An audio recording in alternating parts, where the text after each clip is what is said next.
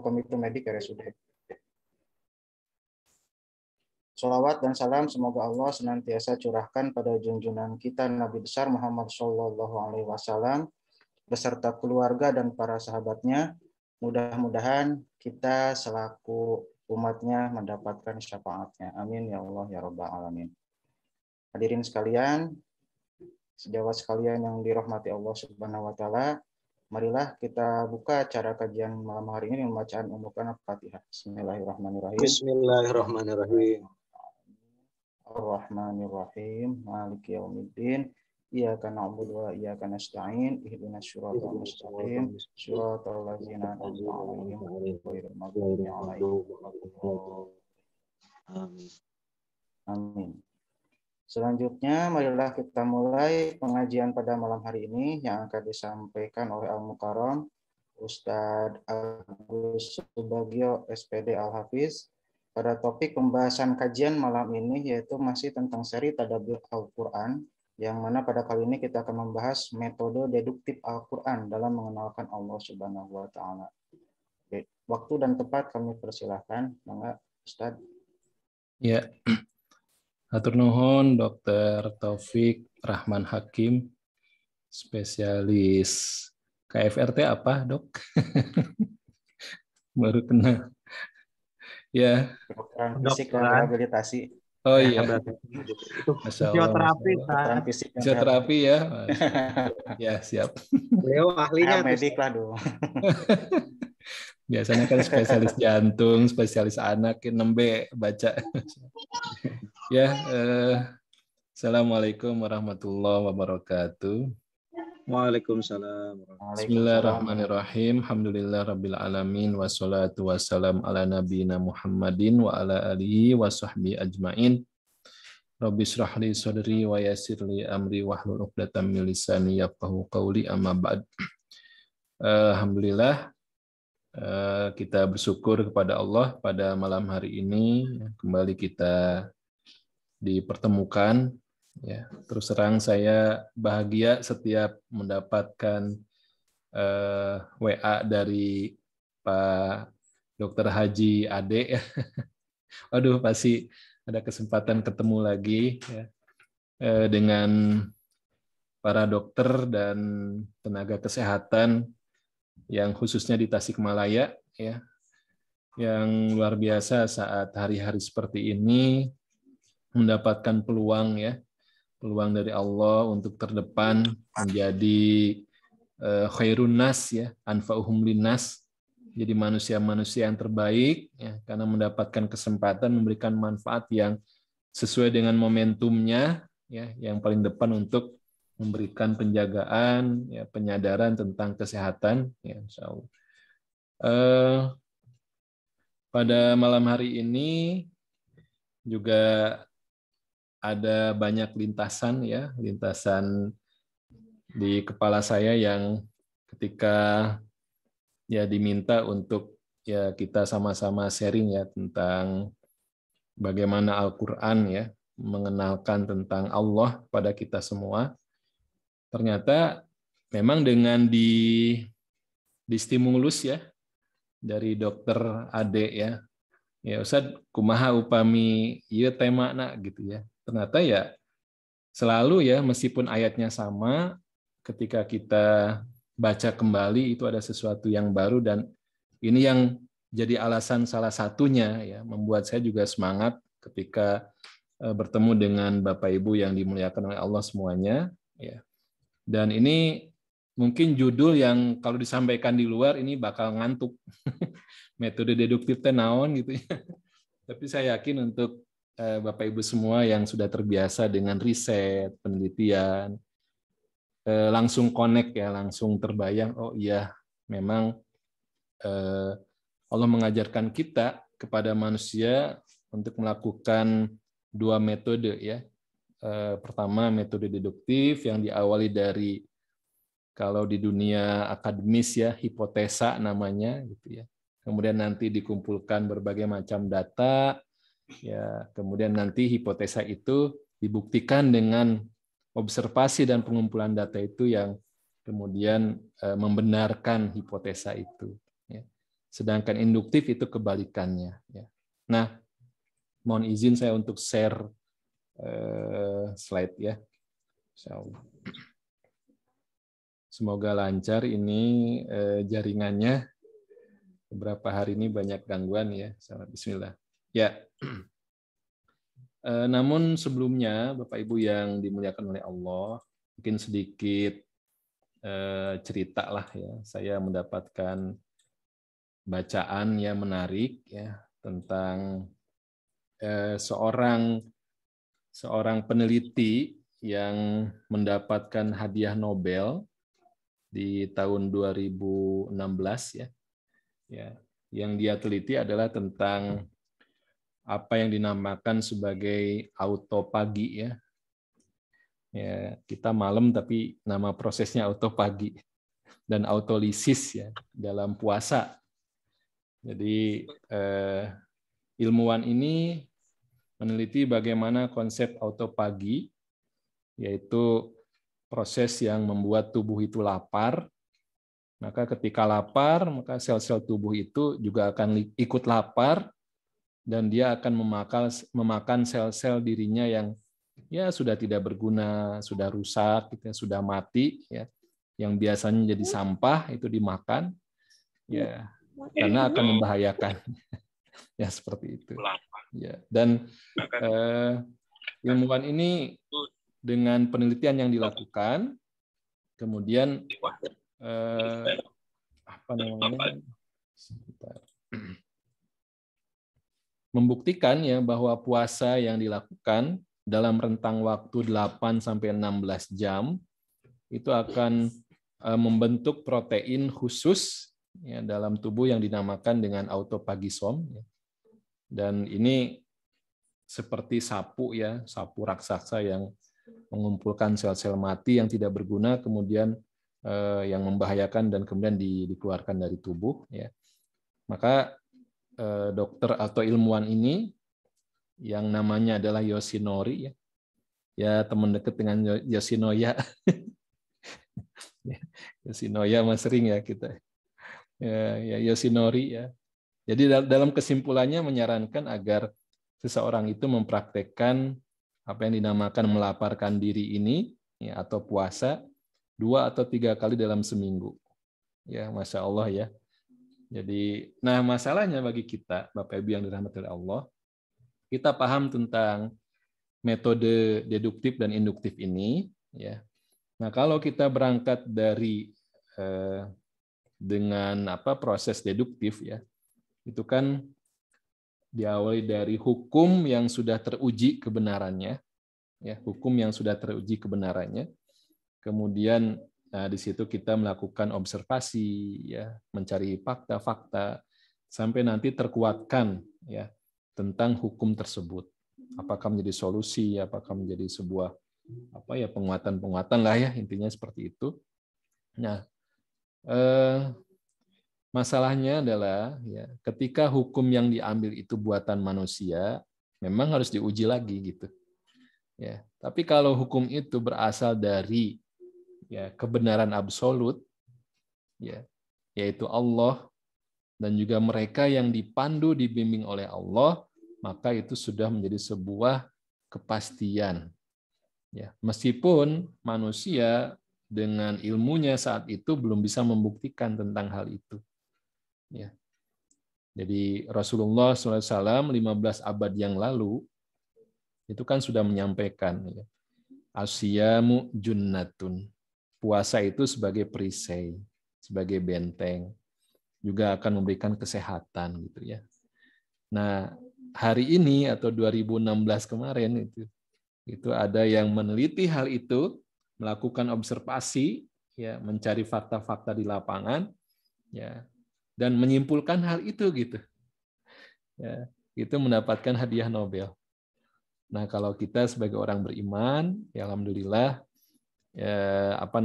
tanpa harus ya melalui proses seperti itu pun kita sudah rutin ya minimal setahun sekali kita selama sebulan penuh ya kita melakukan proses itu ya autopagi dan autolisis ya itu ya, alhamdulillah ya.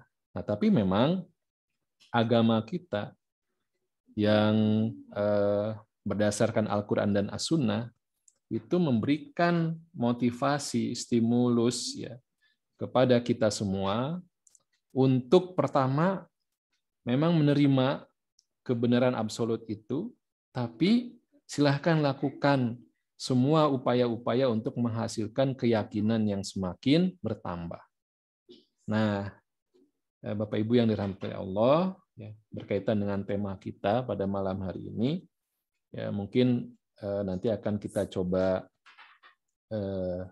karena waktu yang terbatas ya, kita coba lihat dalam Al-Quran ya, bagaimana contoh-contoh ya bimbingan Allah kepada kita semua untuk menghantarkan ya, kepada keyakinan terhadap hukum-hukum yang sudah pasti kebenarannya ini. Ya. Nah, pertama dalam Al-Quran ternyata tidak ada tuh pertanyaan apakah Allah itu ada atau tidak gitu. Tidak ada pertanyaan eksistensi Allah. Tidak ada mempertanyakan itu. Yang ini kan biasanya orang-orang yang ateis gitu ya, yang nggak percaya dengan adanya Tuhan atau Allah, ya mereka udah mana buktinya gitu ya. Nah ternyata dalam Al-Quran itu udah nggak ada pertanyaan itu gitu. Yang ada adalah dialog. Ya. Dialog tentang atau saat di mana ya, semua ruh itu sudah diciptakan oleh Allah. Ya. Tinggal nanti di send down itu dikirimkan ya kepada jasad yang mana. Gitu ya. Tapi semua ruh itu sudah Allah ciptakan. Dan di ayat ke-172 ini, ya, surat Al-A'raf, Allah ceritakan tentang ya kejadian itu, ya, saat Allah wa id akhadha rabbuka min bani adama min zuhurihim dzurriyyatahum. Jadi Allah mengeluarkan ya ruh-ruh ya keturunan Nabi Adam itu dan ditanya ya wa asyhadahum ala anfusihim ya, dan ditanya mengambil persaksian mereka. Ya, Allah mengambil persaksian mereka dengan pertanyaan alastu birabbikum. Apakah aku ini Tuhan kalian? Apakah aku ini Rob? Ya, Rob itu master lah ya. Ya, master kalian gitu ya. Dan semuanya itu menjawab bala syahidna, benar dan kami bersaksi. Ya.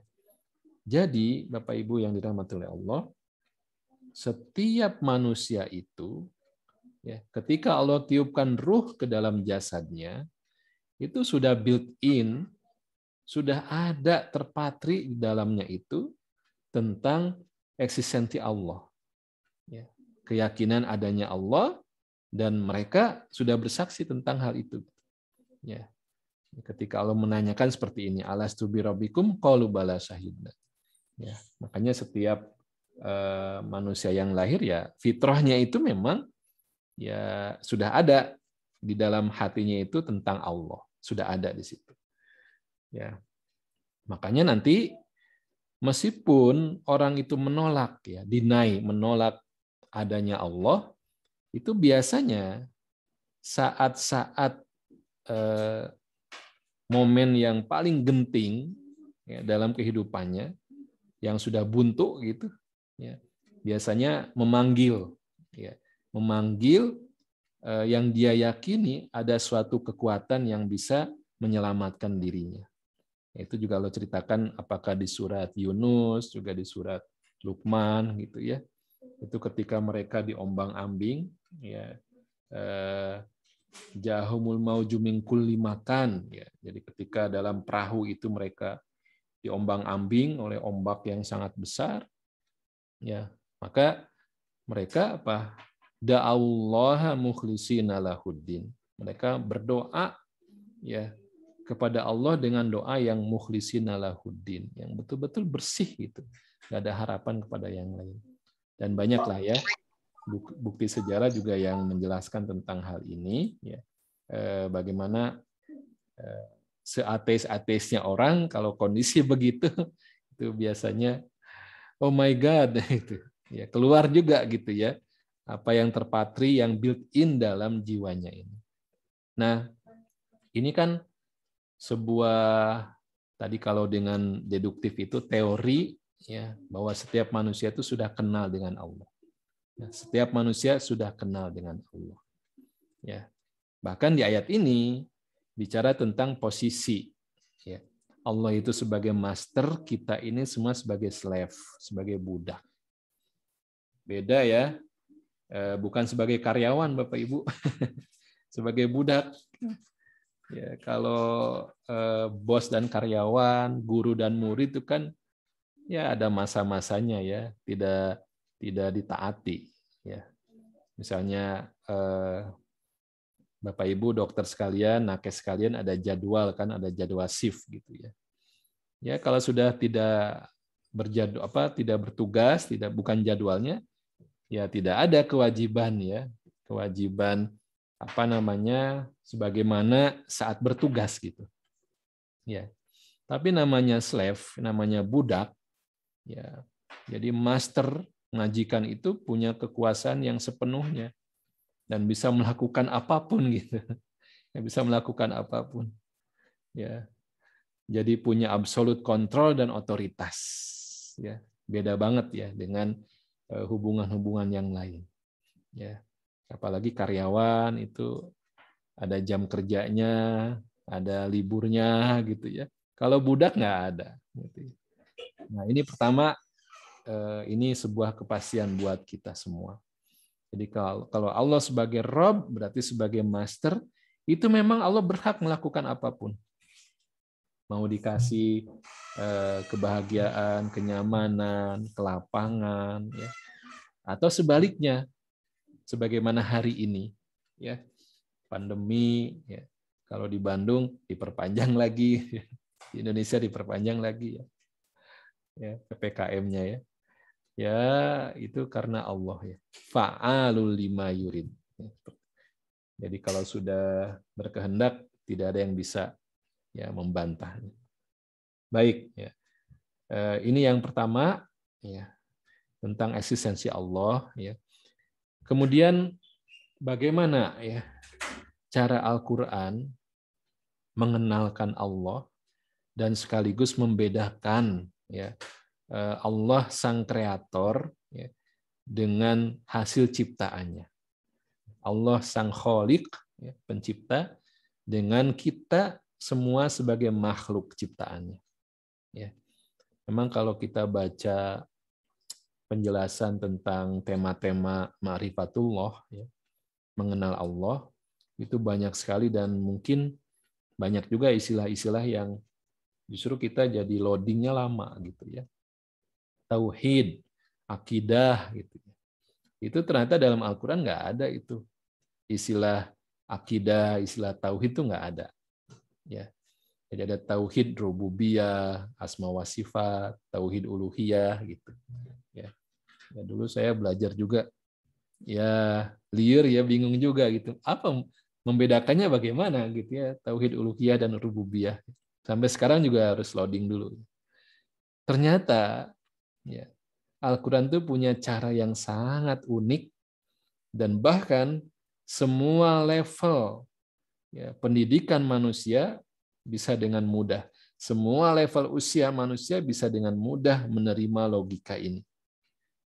Nah, salah satu contohnya adalah kita temukan di surat Al-Maidah. Ya, surat kelima ayat 75. Ya. Mal masihu ibnu Maryam illa rasulun qad khalat min qablihi rusul wa ummuhu siddiqah. Nah, ini kan ayat yang mengisahkan kepada kita bagaimana perilaku orang-orang Nasrani yang menjadikan ya Maryam dan anaknya ya Isa itu sebagai bagian dari Trinitas ya, keyakinan mereka sebagai Tuhan ya. Nah, ini diceritakan tentang posisi mereka berdua. Al-Masih putra Maryam ya itu adalah seorang rasul yang sebelumnya juga sudah ya ada ya rasul-rasul yang yang sebelumnya yang lain. Ya. Wa ummuhu siddiqah. Dan ibunya juga seorang yang siddiq, ya, siddiqah, yang sangat benar, yang memang menjadi salah seorang perempuan yang Allah tinggikan derajatnya ya di atas semua manusia. Nah, poinnya adalah di sini. Kana yakulani ta'am. Nah, di sini. Ini, kalau yang belajar bahasa Arab ya udah langsung connect yakulani, yang mereka berdua. Ya. Kana yakulani, ya, mereka berdua itu makan to'ama ya, at-ta'ama. Makan makanan gitu. Ya. Ini kan sederhana banget gitu. Ya. Jadi kalau saya pakai logika anak kecil gitu ya. Apa bedanya Tuhan dengan kita? Nah, cukup dengan logika ini. Ya. Kita ini butuh makan. Allah tidak. Nah, ya begitu ya. Jadi kalau lebih kerennya tadi ya, metode deduktifnya, kan ada ayat yang menjadi favorit kita ya. Ya, surat Kulhu. Nah, biasanya surat Trikul ya Bapak Ibu sekalian. Kulhu, Qul a'udzu birabbil falaq, Qul a'udzu birabbin nas, yang surat Trikul ya. Nah, di situ dijelaskan kan, Qul huwallahu ahad, Allahus samad, lam yalid wa lam yulad, wa lam yakul lahu kufuwan ahad. Itu satu. Atau juga di ayat yang lain, laisa kamislihi syai'un. Tidak ada yang menyerupainya. Ya. Nah, itu katakanlah teorinya, itu hukumnya, bahwa Allah itu tidak ada yang menyerupainya. Nah, bagaimana deduktifnya, bagaimana observasinya? Nah, ayat di surat Al-Maidah ini memberikan contoh. Ya, contoh untuk meyakinkan tentang laisa kamislihi syai'un itu. Ya, bahwa tidak ada yang menyerupai Allah. Ya, nah ini contohnya ya. Observasinya adalah urusan makan. Urusan makan. Nah, kita ini ya kalau urusan makan bisa panjang ya ceritanya. Bahkan sangat menarik ya. Ya salah satu channel TV yang ya banyak ya yang nontonnya itu urusan kuliner. Ya, di YouTube, di TikTok biasanya urusan kuliner tuh wah banyak followernya, banyak viewernya ya. Ya, kenapa? Karena menarik. Nah, belum lagi karena butuh makan, berarti kan merasakan lapar. Manusia lapar. Ya. Kalau Allah enggak lapar berarti kan. Kalau lapar itu belum terpenuhi, ya rasa laparnya belum bisa teratasi, itu kan bisa macam-macam kelakuannya. Nggak konsen kerja, nggak konsen belajar, macam-macam. Bisa emosi, gitu ya, macam-macam. Bayangkan kalau Tuhan itu, ya dia butuh makanan, ya, butuh makan, kemudian belum nemu itu makanannya. Gimana kalau Tuhan itu marah gitu ya? Ini logika sangat sederhana. Indah sekali ayatnya gitu ya. Gitu. Nanti kalau sudah dapat makan, kenyang, ngantuk gitu ya. Ya ngantuk kan Bapak Ibu ya. Gitu. Allah karena tidak butuh makan, maka nggak ngantuk. Nanti juga makanan itu setelah diproses harus dibuang. Ya. Itu sesuatu yang ya semua juga jadi nggak suka ya dengan kotoran yang harus dibuang dari tubuh manusia itu. Keringat itu bagian dari proses pembuangan itu. Ya tergantung makanannya juga ya. Kalau yang rada berbau ya bisa berbau juga keringatnya. Nah gitu. Ya, pipis juga sama ya. Buang air kecil juga sama gitu. Ya itu. Jadi manusia seperti itu. Ya. Nah Allah karena tidak butuh makan itu tidak akan mengalami imajinasi pemandangan sebagaimana manusia yang butuh makanan itu. Bisa dipahami ya, Masya Allah ya. Ini logika yang sangat-sangat sederhana. Ya, dan ini bisa kita jelaskan kepada semua level usia. selama akalnya sehat. Ya, termasuk anak-anak juga. Ya, jadi biasanya kan kita ditanya, ya Allah itu di mana gitu ya. Ya memang di atas. Allah itu seperti apa gitu. Karena hal yang gaib, memang kita nggak bisa membuat personifikasi atau gambaran-gambaran yang bisa kita bayangkan ya. Ya, tapi memang dengan memperhatikan sign ya, tanda-tanda ya, bahwa di situ ada Allah, di situ ada kekuasaan Allah, di situ ada kasih sayang Allah gitu ya. Nah, disitulah ya pentingnya kita mempelajari ayat-ayat. Apakah ayat qauliyah ya, yaitu Al-Qur'an, atau ayat kauniyah. Ya. Nah, jadi semuanya seperti itu. Inna fi dzalika laayat. Ya. Ungzur kaifa nubayyinu lahumul ayat gitu. Nah, memang dalam terjemahannya selalu ya, kalau ayat itu ya biasanya diterjemahkan seperti ini. Ayat itu tanda-tanda ayat itu. Ya, tanda-tanda apa? Nah, ada kaminya di sini. Ya, merefer kepada Allah. Ya, gitu. Ya, baik. Saya lanjutkan. Ya, ini contoh logika yang sederhana banget ya. Kemudian kita lihat ya contoh yang lain. Bagaimana Nabi Ibrahim alaihissalam ini sebagai bapak para nabi ya, karena dari Nabi Ibrahim lah ya kemudian lahir berikutnya keturunan yang Allah angkat sebagai nabi dan rasul ya. Semuanya panca kakinya itu nyambungnya ke Nabi Ibrahim setelah itu ya. Nah, di dalam surat Al-An'am ini saya tulis nggak ya? Oh enggak ya. Di surat Al-An'am Bapak Ibu sekalian, dimulai dari ayat ke-74 ya. Ya, ayat 74 sampai 79 ya.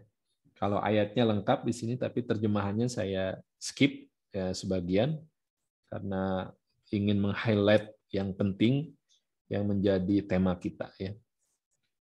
Jadi ini kisah di mana Nabi Ibrahim alaihissalam itu kalau ceritakan melihat bintang ya, kaukaba ya, kemudian mengatakan ya hada robbi ya, hada robbi ya. Kemudian nanti bintangnya menghilang, saya nggak suka gitu ya. Pindah lagi melihat ke bulan, sama juga hada robbi, ini Tuhanku. Ya, tapi kemudian bulannya menghilang gitu ya, pindah ke yang lebih besar yaitu matahari, juga sama perkataannya hada robbi hada akbar. Tapi ketika menghilang ya tenggelam mataharinya ya kembali Nabi Ibrahim tidak berhenti kemudian sampai pada kesimpulan. Nah ini saya dulu ingat waktu ya masih kecil ya, persepsi kita ketika membaca ayat ini bahwa Nabi Ibrahim sedang apa? Dulu kalau versi saya tuh sedang mencari Tuhan. Ya, betul nggak Bapak Ibu itu? Dulu kalau baca kisah ini, gitu ya, oh Nabi Ibrahim itu mencari Tuhan. Memang positif sih bahwa Tuhan harus dicari dan ini contohnya Nabi Ibrahim. Ternyata tidak demikian, ya. Justru Nabi Ibrahim di sini sedang mengajarkan bagaimana caranya mengaktifasi akal, ya, pikiran untuk sampai pada kesimpulan, oh ada Allah. Untuk sampai pada kesimpulan semua yang disebutkan sebagai Asmaul Husna, bahwa Allah itu maha ya penyayang, Allah maha kuasa segalanya gitu. Sampai pada kesimpulan itu. Jadi singkatnya, sederhananya, Nabi Ibrahim di sini sedang mengajari kaumnya ya betapa anehnya ketika mereka menjadikan berhala-berhala itu ya patung-patung itu sebagai Tuhan. Nah, makanya di ayat 74 dan 75 nah di sini bicara tentang teorinya, tentang hukum yang menjadi sebuah kepastiannya. Ya, bahwa ya, perkataan Nabi Ibrahim ya kepada bapaknya yaitu Azar, ya. Atatakhidu asnaman alihah. Pantaskah kamu menjadikan berhala-berhala sebagai Tuhan? Ya. Inni araka wa qaumaka fi dhalalim mubin. Ya, orang yang menjadikan berhala itu sebagai Tuhan, berarti mereka adalah orang yang sesat. Ya. Nanti di surat yang lain, la yasma'u wa la yubsiru. Jadi kenapa menyembah sesuatu yang nggak bisa mendengar, nggak bisa melihat, nggak bisa menolong, nggak bisa ngasih mudarat? Kenapa menyembah yang begitu gitu? Gitu. Ya. Nah, itu teorinya. Nah, kemudian nanti ayat 75-nya Bapak Ibu sekalian. Wa kadzalika nuri Ibrahim malakutas samawati wal ardi waliyakuna minal muqinin. Dan demikianlah kami memperlihatkan kepada Ibrahim, ya, memperlihatkan apa? Malakut as-samawati wal ard. Jadi kerajaan, ya. Jadi tanda-tanda di sini, malakut itu tanda-tanda keagungan kami di langit, ya, dan di bumi. Ini lagi-lagi ini masalah tanda-tanda keagungan. Jadi bukan langsung Allah, ya, memperlihatkan wujudnya. Ya. Pernah sekali, ya, ketika Nabi Musa alaihissalam meminta, ya, dan Allah kemudian menampakkan, tapi Nabi Musanya nggak kuat sampai pingsan. Itu di surat Al-A'raf, ya, sampai pingsan. Nah, maka tidak seperti itu caranya. Ya. Mengenal Allah itu adalah dengan yang menyaksikan semua ayat yang ada, ya, yang terhampar. Gitu. Nah, Nabi Ibrahim Allah bimbing, ya, untuk menyaksikan malakutas samawati wal ard. Tujuannya apa? Nabi Ibrahim sudah yakin kepada Allah. Tapi tujuannya adalah supaya apa? Waliyakuna minal muqinin. Tujuannya supaya Nabi Ibrahim itu termasuk orang-orang yang al-muqinin. Ya. Muqinin ini udah memakai isim, ya, Bapak Ibu sekalian. Muqinin ini udah jadi isim. Isim itu sesuatu yang permanen. Kata benda, ya, isim itu sesuatu yang permanen. Beda dengan kata kerja yang dipengaruhi waktu, ya. Kemarin melakukan, sekarang belum tentu, ya. Tapi kalau sudah jadi isim berarti sudah permanen, dia sudah melekat. Ya. Jadi penting untuk melihat, ya, malakutas samawati wal ardi itu supaya keyakinan kita itu semakin kuat dan nanti menjadi minal muqinin. Ya. Bukan yakin lagi, tapi muqinin itu benar-benar sudah kuat, ya. Jadi isim fa'il, ya, namanya, ya. Ya, sesuatu yang sudah melekat, sangat kuat, ya. Ya. Nah, Bapak Ibu yang dirahmati Allah, dari sinilah jadi ayat 74 dan 75 ini teorinya, ini hukumnya, ini sebuah kepastiannya. Ya. Nah, ayat berikutnya, ayat 76, ayat 77, ayat 78 itu observasi. Itu cara Nabi Ibrahim mengajarkan, ya, kaumnya tentang, ya, siapa Allah dan tidak mungkin yang lain itu menjadi Allah. Ya. Jadi melihat kaukaba, ini kaukaba, bintang, ya, qala hada rabbi, ya. Nah, oh, ini Tuhan. Jadi ini bicara dengan perspektif kaumnya gitu, ya. Ya, jadi kaumnya kan begitu. Kalau melihat sesuatu yang punya kekuatan, sesuatu yang menarik itu, ini Tuhan. Kan manusia begitu. Ya, matahari begitu banyak manfaat, ya disembah. Air juga banyak manfaat, ya mungkin dituhankan. Sapi juga semuanya bermanfaat, ya, juga nurut gitu. Jadi Tuhan. Macam-macam, ya. Nah, ini sangat-sangat aneh gitu, ya. Nah, ini logika yang dibangun oleh Nabi Ibrahim dengan cara deduktif, ya, dicari, ya, bukti-bukti di lapangannya gitu. Ya. Jadi berganti ke yang lebih besar, al-qamar. Walamma ra'a al-qamara bazighon. Ketika qamar sudah, ya, bulan sudah keluar, oh, ini lebih besar. Ya. Hada rabbi, oh, ini kayaknya Tuhanku. Ya. Maka ketika bulan itu juga falamma afala, ketika menghilang, ini La illam yahdini rabbi la akunanna minal qaumid dhalin. Sekiranya Tuhanku tidak memberikan petunjuk kepadaku, maka niscaya aku termasuk orang-orang yang dhalin, yang tersesat. Maka pindah kemudian ke matahari, ya. Falamma ra'a syamsa bazighatan qala hada rabbi hada akbar. Wah, ini lebih besar nih. Lebih terang cahayanya gitu. Tapi ternyata matahari pun tenggelam. Falamma afalat, ini menunjukkan dia feminin nih. Nah, matahari itu feminin. Ya, muannas artinya. Afalat, ya. Ketika tenggelam matahari itu, ya maka ya nggak mungkin dong jadi Tuhan. Maka disinilah kemudian Nabi Ibrahim melakukan sebuah al-bara', ya, pemisahan dirinya. Inni bari'um mimma tusyrikun. Aku nggak ikut-ikut ya, aku sudah ngajari kalian ya. Aku nggak mau berbuat syirik, ya, sebagaimana yang kalian lakukan. Kemudian kesimpulan dari hasil observasi itu kita baca di ayat terakhir, ayat 79 di sini. Nah, ini yang sering kita baca dalam doa kita. Inni wajjahtu wajhiya lilladzi fataras samawati wal arda hanifa wa ma ana minal musyrikin. Ini kan kesimpulannya. Sini, ini kesimpulannya. Sesungguhnya aku, ya, menghadapkan diriku, ya, kepada Rabb yang fataras samawati wal ardo hanifan, yang menciptakan langit dan bumi, ya. Wa ma ana minal musyrikin, dan aku betul-betul ya sama sekali bukan termasuk orang-orang yang musyrikin. Nah, semoga bisa merevisi ya kabar-kabar hoax dari cerita ini, ya. Ya, semoga tidak ada lagi yang memahami ayat ini sebagai cerita Nabi Ibrahim sedang mencari Tuhan. Tentu saja bukan, tapi metode pengajaran dengan cara deduktif, mengaktifasi akal manusia.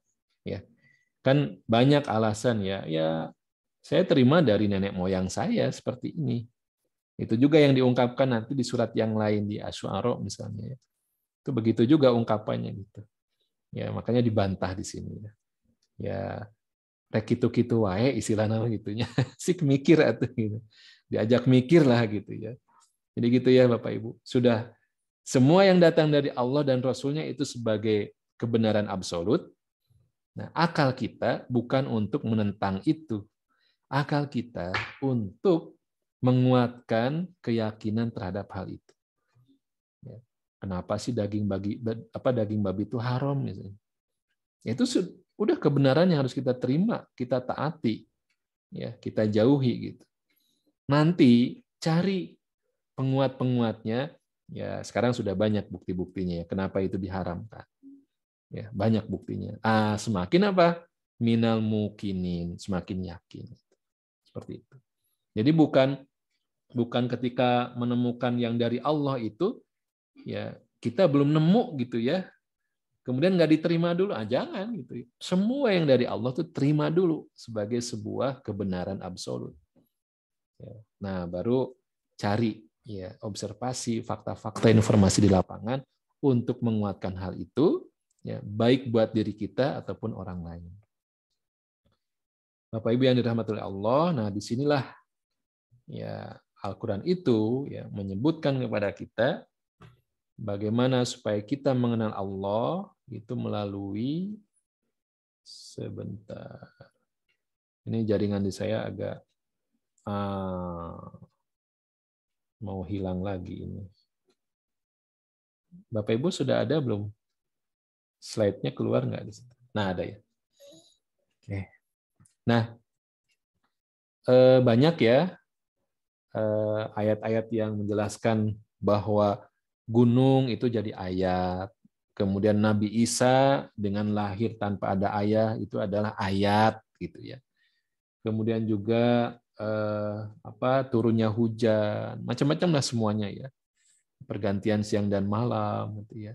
Itu semuanya menjadi ayat. Wa fil ardi ayatul lil muqinin. Dan di bumi terdapat ayat, ya, tanda-tanda tentang adanya Allah lil muqinin, bagi orang-orang yang yakin. Jadi itu kembali ya, sebagaimana Nabi Ibrahim tadi. Ya, Allah itu ada, yakin, Allah itu maha segalanya dengan semua asmaul husnanya, maka kemudian ya lakukan perjalanan hidup yang itu membuat tambah yakin.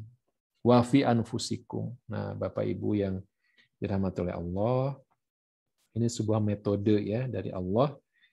Kan kalau disebut wa fil ardi, ya, apa yang ada di bumi, ya, wa fil ardi, ya, itu kan manusia termasuk di dalamnya. Manusia, binatang, ya, fauna, flora fauna, kemudian semualah ya yang ada, yaitu masuk di dalam fil ardi. Ya. Tapi kenapa kemudian Allah sebutkan lagi, ya, wa fi anfusikum, ya, dan pada diri kalian. Ya. Jadi ini dari umum ke khusus ya penyebutannya. Berarti butuh perhatian lebih. Ya. Butuh perhatian lebih. Ya. Tanazzalul malaikatu waruh. Ya. Malaikat itu turun ya, berbondong-bondong. Tanazzalul malaikatu waruh. Dan ruh di situ adalah malaikat Jibril. Ya. Padahal dia juga kan malaikat. Berarti itu ada sesuatu yang dilebihkan oleh Allah. Dengan disebutkan kembali ya. Ya, apa malaikat Jibrilnya itu berarti posisinya juga lebih dibandingkan malaikat yang lain. Nah, di sini sama. Allah sebutkan wa fil ardi kemudian wa fi anfusikum.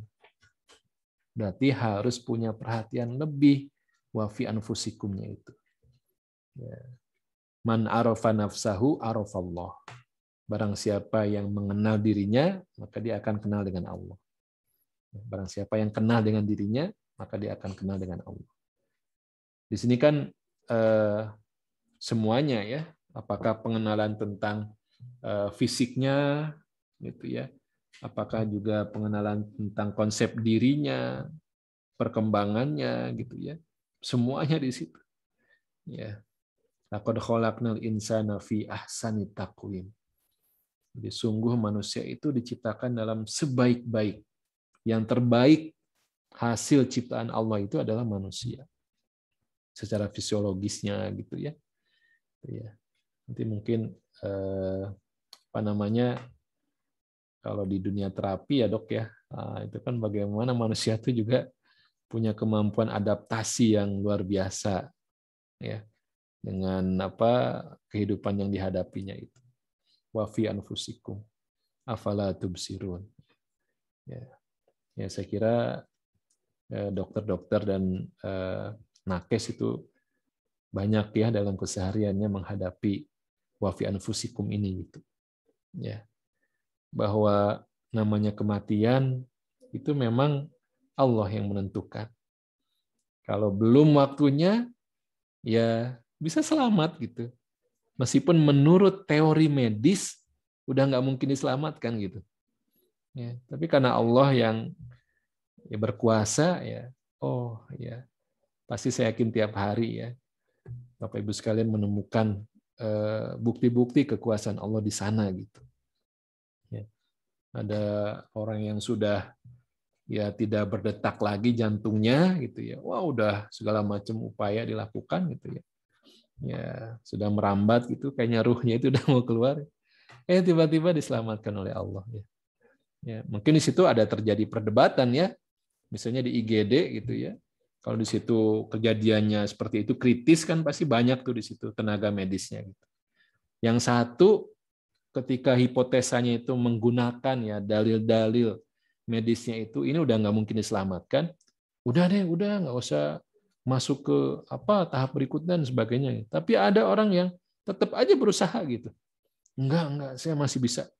Ya, belum sampai berhenti benar gitu ya. Terus saya coba gitu. Ya, ternyata nah itu perdebatan ya manusia ya. Oh, Allah ternyata yang berkuasa gitu. Ini contoh ya. Makanya wa fi anfusikum. Hari ini kita banyak dibantu dengan bot ya, ada mesin-mesin yang membuat otomatisasi ya dalam kehidupan kita. Ya. Tapi itu kan semua juga hasil dari pengamatan, riset terhadap bagaimana manusia itu. Ya. Saya dulu waktu SMA diajari mahasiswa itu, ditanya gitu, dalam diri manusia itu mana yang paling menakjubkan? Ya semuanya, tapi coba cari gitu. Dia simpulkan akhirnya jawabnya itu jempol katanya. Jempol tuh wah menakjubkan katanya. Mulai dari posisinya dipisahkan dari yang 4 jari gitu ya. Kemudian kemampuannya. Ya Allah itu ya. Ya semuanya lah. Ya itu jempolnya. Ini kalau tidak di sini posisi jempol memang jadi sulit memegangnya. Karena jempolnya terpisah, ya kita bisa pegang sendok, bisa pegang gelas, bisa pegang pensil, bisa juga makan pakai sumpit karena ada jempol. Kalau nggak ada, kumaha tak gitunya. Walau alam ya, masya Allah. Wa fi anfusikum ya, afalah tubsirun. Baik. Nah, Bapak Ibu yang dirahmati oleh Allah, ya, setelah kita ini diberikan oleh Allah, ya, sebagaimana kisah Nabi Adam alaihissalam, ya, wa 'allama Adamal asma'a kullaha. Nabi Adam itu kan diajarkan nama-nama oleh Allah, semua. Ya. Dan sebagian menjelaskan di situ memang disebutkan misalnya ini air sifatnya begini, begini, begini. Ya. Ini api sifatnya panas dan sebagainya gitu ya. Nah, jadi dengan bekalan ya pengetahuan manusia yang diajarkan oleh Allah itu, manusia bisa ya bisa berkembang ya menghasilkan sesuatu dari hasil penelitian itu gitu ya. Ini obat COVID itu apa gitu. Nah, itu kan dari teori-teori ya. Ya, kemudian nanti dipakai 2 metode penelitiannya. Apakah deduktifnya ataupun induktifnya dipakai gitu. Sampai nanti menghasilkan kesimpulan yang baru. Oh, COVID itu menyerang ya, sistem pernafasan. Nanti paru-paru 40% ya terpapar. Jadi, wah itu macam-macam. Nah, jadi itu knowledge ya, ilmu pengetahuan yang Allah ajarkan kepada kita, itu memang jangan berhenti kepada apa yang bisa kita lihat, apa yang bisa kita raba, kita tangkap dengan panca indera kita saja gitu. Tapi memang harus menghantarkan kita ya kepada Allah, ya, kepada Allah. Makanya ini menjadi goalnya, ya. Menjadi goalnya ilmu yang kita miliki itu akan bermanfaat ketika menghantarkan kita lebih dekat kepada Allah. Begitu. Ya. Kalau medis ya dokter saya kira gampang sekali nyampe ke sana gitu ya. Ya. Tapi kalau saya dulu belajar matematika bingung juga gimana menyambungkan kepada Allahnya gitu. Tapi ternyata dalam ayat Quran juga Allah suguhi itu matematikanya ada, ya kedokterannya banyak, ya sejarahnya ada gitu. Ya Allah luar biasa. Ya. Nah di ayat ini di surat Fatir ya, surat ke-35 ayat 28 ya. Memang ayat sebelumnya 37-38 itu juga cerita tentang aktivasi ya akal manusia supaya menyaksikan ayat-ayat itu. Nah, di sini saya bacakan yang tengah ayatnya saja ya. Innama yakhsyallaha min ibadihi ulama. Ya. Sesungguhnya ya yang disebut dengan ulama ya. Ulama itu yang berilmu. Alim itu seorang, kalau ulama itu jamak ya. Jadi alim itu single, kalau ulama itu plural ya. Jadi rancu ya dalam bahasa Indonesia, alim ulama jadi rancu. Tapi sudah jadi kosakata kita. Ya, ulama ya berarti banyak kalau satu orang alim. Nah, ayat ini membatasi definisi siapa yang dinamakan sebagai orang yang berilmu, yang alim itu. Adalah mereka yang ya innama yakhsyallah. yang dengan keilmuannya ya, bertambah takutnya kepada Allah. Ya, bertambah takutnya kepada Allah. Ya, Masya Allah ya. Jadi ini ilmu yang bermanfaat. Jadi harus menghantarkan kepada Allah. Ya. Baik. Oh, jam 9 di saya nih kalau sate Padang lewat. Baik, nah begitu juga Bapak Ibu yang dirahmati Allah ya. Di dalam surat Al-Fatihah yang sudah pernah kita bahas juga, ini saya ulangi dalam konteks tema kita. Ya. Jadi salah satu kunci kita mengenal Allah itu ada pada Asmaul Husna. Ada pada Asmaul Husna. Dan biasanya Asmaul Husna ini kita temukan di akhir ayat. Di akhir ayat. Wallahu ghafurur rahim. Wallahu khabirum bima ta'malun. Wallahu sami'un basir. Ini biasanya di akhir ayat. Jadi semacam konklusi ya, kesimpulan. Ya. Jadi ayatnya apa, kemudian kesimpulannya Asmaul Husna gitu. Ya. Jadi betapa pentingnya Asmaul Husna itu sebagai cara kita mengenal Allah. Nah, di surat Al-Fatihah memang tidak dirinci, ya, tidak dirinci, karena ini global, rinciannya ada di seluruh Al-Quran, sisanya selain Al-Fatihah.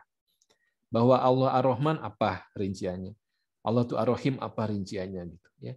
Nah, tapi yang ingin kita ambil bagaimana ya, di rangkaian ayat-ayat ini, di sini Asmaul Husna, ya, atau dari ayat kedua lah, jangan yang di situ ya, dari ayat kedua supaya nyambung, ya. Dari ayat kedua, ya, Rabbil Alamin. Ya. Siapa Allah? Allah itu Rabbil Alamin. Siapa Allah? Allah itu Ar-Rahman. Siapa Allah? Allah itu Ar-Rahim. Siapa Allah? Allah itu Maliki Yaumiddin. Ada 4 quality ya tentang siapa Allah di surat Al-Fatihah. Ini yang induknya. Ya, mengenal Allah itu ini induknya gitu. Ya. Jadi Allah tidak disebut sebagai ilah tapi Rob. Ya. Rob itu yang dia merawat, dia mensuplai, dia nursing ya, ya merawat ya, memelihara gitu ya, sampai menghantarkan kepada perkembangannya step by step-nya gitu. Ya, itu namanya Rob. Tidak menelantarkan gitu ya. Ya. Nah, itu kemudian Ar-Rahman, Ar-Rahim ya. Kita sudah bahas Ar-Rahman itu kasih sayang yang immediately, yang sekarang, dan juga ekstrim kasih sayangnya. Sedangkan Ar-Rahim itu kasih sayang yang kontinu, tapi memang tidak segera, tidak sekarang. Ya. Sedangkan Malik Yaumiddin ini bicara tentang ya kehidupan setelah ya sekarang. Ya. Nah, ketika orang itu ya mengenal Allah dengan nama-nama ini, maka harus sampai pada kesimpulannya adalah iyyaka na'budu wa iyyaka nasta'in. Ini adalah pernyataan. Ini pengakuan. Hanya kepadamu kami beribadah dan hanya kepadamu kami meminta pertolongan. Ini kan pernyataan, declare. Bukan Allah yang memerintahkan. Jadi kamu sudah tahu kan aku Rabbil Alamin, kamu sudah tahu kan aku Ar-Rahman, aku Ar-Rahim, aku Malik Yaumiddin, maka sekarang ayatnya tidak berkata fa'buduni. Ya, sembahlah aku oleh kalian, tidak begitu. Tapi iyyaka na'budu wa iyyaka nasta'in. Memang ini harus sampai pada menghantarkan kita ini, yes, saya sudah tahu Allah itu maha sayang, sayang banget, baik banget, ya. Allah itu kaya, luar biasa, nggak pernah takut rugi gitu ya. Nah, maka ya iyyaka na'budu itu sampai pada kesimpulan kalau begitu saya siap ibadah, siap ya diperlakukan apapun ya oleh Allah. Nah, itu kesimpulan. Nah, ini kuncinya tadi yang saya katakan. Ini salah satu contoh Bapak Ibu tentang Asmaul Husna begitu powerful ya di surat Al-Hajj ya. Ayat ke berapa nih? 58 ya sampai 65 Nah, ini yang saya katakan tadi, ya, kita temukan di setiap akhir ayatnya Asmaul Husna. Ya. Wa innallaha lahuwa khairur raziqin wa innallaha la'alimun halim dan seterusnya ya. Nah, tapi yang menarik ya, ketika bicara tentang Asmaul Husna itu ada penekanan-penekanan yang dilakukan. Penegasan-penegasan ya, istilahnya taukid gitu ya. Ya. Nanti mana Asmaul Husna yang 2 kali ditegaskan, mana yang 3 kali ditegaskan, mana yang sama sekali mungkin ya hanya sekali aja ditegaskannya gitu. Nggak ada penegasan juga ada gitu ya. Nah di sini kita lihat slide berikutnya kayaknya udah ya. Nah di sini saya sudah kumpulkan ini semua akhir ayatnya ya. Mulai dari sini ya. Wa innallaha lahuwa khairur raziqin. Nih mari kita ini ya observasi ya. Di sini ada taukid, ada penegasan, biasanya dengan inna itu sesungguhnya, kemudian dengan lam yang kita baca pendek itu juga sungguh, kemudian ada kata ganti yang disebutkan. Ya. Pak Haji Ade, dia, nah itu kan diulang lagi dengan dia, Pak Haji Ade, dia, nah itu kan penegasan gitu. Dia teh baik loh gitu. Nah, itu penegasan dengan disebut ada kata ganti. Nah, di sini wa innallaha lahu wa khairur raziqin. Ini satu, kok yang itu. Sorry. Ada inna di sini satu, ya. Kemudian huwa di sini domir kata gantinya dia artinya 2. Kemudian ada la yang kita baca pendek di sini, la. Berarti ada 3 kali di sini. 3 kali untuk tema apa? Bahwa Allah itu khairur raziqin. Yang paling baik ya, provider yang paling baik itu Allah. Khairur raziqin itu provider yang paling baik. Ya, itu 3 kali ditegaskan. Kemudian ya wa innallaha la'alimun halim itu 2 kali. Ada inna, kemudian ada lam, kita baca pendek. Untuk tema tentang apa? Bahwa Allah itu alimun, maha mengetahui, halimun, maha lembut. Itu cukup 2 kali aja gitu. Ya, memang ada orang yang sok tahu, makanya butuh ditegaskan di sini 2 kali. Berikutnya, tema tentang afuwun ghafurun, pemaaf dan pengampun itu 2 kali ditegaskannya. Ada inna dengan la yang kita baca pendek. Kemudian juga ya tentang samiun basirun itu cukup ditegaskan di depan aja dan bukan dengan inna lagi ya, dengan anna. Jadi nggak sekuat inna. Wa annallaha temanya tentang apa? Samiun basirun. Ya. Manusia tuh lemah ya dalam pendengaran, dalam penglihatan lemah, makanya nggak ada yang mentang-mentang dengan penglihatan dengan pendengaran tuh nggak ada. Makanya Allah nggak butuh penegasan. Terus seperti itu ya. Di sini 2 kali untuk tema aliyun, ya tinggi, maha tinggi, kabirun, ya, maha besar. Jadi banyak orang yang sok gitu ya, merasa tinggi, juga merasa besar, makanya Allah tegaskan di sini 2 kali. Kemudian tentang latif, khabir, lembut dan khabir itu memberitahu ya, membongkar ya, itu cukup sekali. Kemudian yang 3 kali kita temukan lagi temanya tentang apa nih? Al-Ghaniyu, Al-Hamid. Ya. Inna 1, la 2, huwanya 3. Al-Ghani itu kaya. Maha kaya. Di sini provider ya, pemberi rezeki. Jadi Bapak Ibu perhatikan, bicara tentang harta, bicara tentang rezeki, itu ternyata Allah butuh menegaskan 3 kali. Kenapa?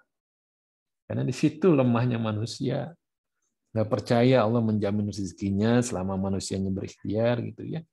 Nggak percaya kalau anak itu membawa rezeki sendiri juga.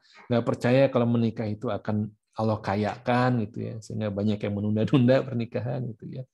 Ya, di surat An-Nur ya. Di situ Allah tegaskan 3 kali. Ya, Masya Allah.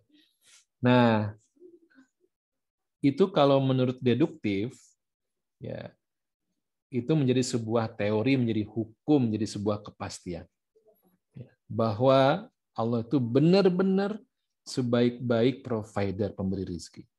Nah, kita temukan di rangkaian surat Al-Jumu'ah ayat 9 sampai 11. Nah, ayat 11 itu kesimpulan wallahu khairur raziqin. Dan Allah sebaik-baik pemberi rezeki ya, sebaik-baik provider ya. Ya. Nah, bagaimana sampai pada kesimpulan ya, Allah itu khairur raziqin, itu harus punya pengalaman lapangan saat menjelang sholat Jumat. Nah, di sini kan ya, ketika ada ya, suasana harus segera ya, menyambut seruan Allah, kemudian dihadapkan kepada adanya bai'un. Ada bai'. Bai' itu bukan jual beli ya, kalau ini saya ngambil langsung. Ini. Nah, sudah menjadi duit gitu ya.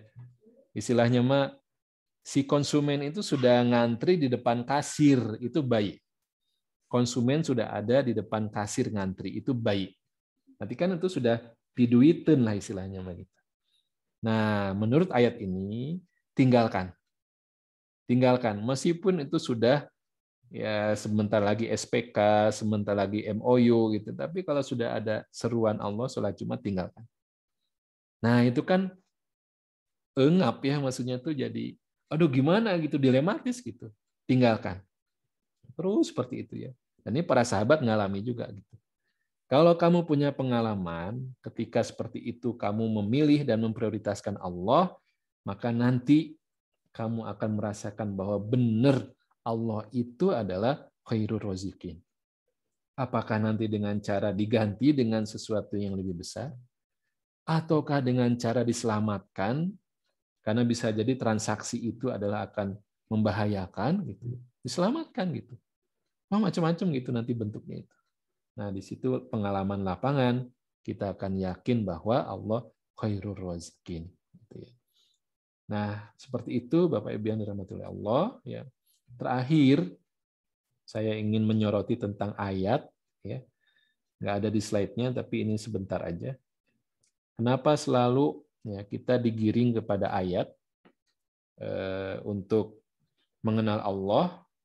Ya. Karena memang istilah ayat, ini kan ada ayat, ada surat ya Bapak Ibu. Ini surat nama-nama istilah yang spesifik untuk Al-Qur'an. Ya. Jadi surat itu bukan bab ya. Kalau buku kan ada bab gitu ya. Ini bukan, beda ya. Surat ya surat, ayat ya ayat gitu ya. Ya, nanti surat kita bahas lain waktu. Tapi ayat ini menurut bahasa aslinya, bahasa Arab itu sesuatu yang valuable ya, sesuatu yang punya nilai yang sangat tinggi, itu ayat disebutnya. Ya. Contohnya gini, ada istilah dalam bahasa Arab itu dahaba qaumun bi ayatihim. Dahaba qaumun bi ayatihim. Jadi sekelompok orang itu telah pergi dengan membawa ayat-ayat mereka. Ini kisah ketika di padang pasir, ya. Orang itu kemalaman, kemudian tinggal memasang tenda di padang pasir itu, kemudian ya mungkin menghangatkan badan, menyalakan api unggun gitu, terus sampai besok pagi, ya mereka kemudian melanjutkan perjalanan dan membawa semua yang berharga. Nah, nanti ada orang yang menemukan jejak mereka, mencari gitu. Oh, di sini pernah ada nih, ya. Sekelompok orang gitu pernah ada di sini, nih ada bekas-bekasnya gitu. Tapi mereka nggak menemukan barang yang berharga. Kenapa? Sudah dibawa oleh mereka, oleh kelompok tadi gitu ya. Dahaba qaumun bi ayatihim. Jadi ayat itu pertama pengertiannya adalah semua yang punya nilai tinggi. Itu ayat. Ayat Quran, ayat kauniyah itu punya nilai tinggi. Ya. Ya. Sanurihim ayatina fil afaqi wa fi anfusihim, ya. Itu di surat Fusilat. Yang kedua, makna ayat itu adalah direction, arah. Ya, sign, tanda gitu. belok kiri, belok kanan, itu ayat namanya, gitu, tanda yang mengarahkan kita. Nah, kembali kepada ayat di surat Fatir, ya, ayat 28, memang yang disebut ayat itu berarti memang mengarahkan kita kepada siapa? Kepada Allah. Ya. Karena Allah itu hal yang gaib, nggak mungkin kita bisa kenal Allah dengan kasat mata, dengan harus melihat langsung, tapi melalui ayat. Karena itu adalah direction, itu arah kita untuk bisa kenal dengan Allah. Baik, demikian apa yang bisa kita sampaikan. Wallahu a'lam bishawab. Lebih kurangnya mohon maaf. Assalamualaikum warahmatullahi wabarakatuh. Waalaikumsalam. Waalaikumsalam warahmatullahi wabarakatuh. Alhamdulillah, sangat bermanfaat dan membuka wawasan keilmuan kajian yang telah disampaikan oleh Ustadz Agus Subagio, di mana pada kajian kali ini kalau bisa saya simpulkan bahwa proses deduktif itu adalah proses pencarian kesimpulan ya, tentang mengenal Allah yang ada dalam Al-Quran ini, di mana kita semua alhamdulillah untuk saat ini sudah dalam proses pencarian Allah ini sudah ada petunjuknya dalam Al-Quran. Ya, kita melihat perjuangan Nabi Ibrahim dalam proses pencarian Allah, alhamdulillah kita dipermudah dengan mempelajari Al-Quran. Dalam proses pencarian fakta ini kita tidak boleh menyangkal, tapi terima dulu, baru kita mencari bukti untuk menguatkan keyakinan kita. Tujuan dari ilmu mengenal Allah ini adalah untuk menghantarkan kita lebih dekat kepada Allah, dan tujuan akhir dari pencarian Allah ini adalah iyyaka na'budu wa iyyaka nasta'in. Ya. Kami ucapkan terima kasih kepada Ustadz Agus. Semoga materi tausiah ini dapat menambah rasa cinta dan takwa kita kepada Allah Subhanahu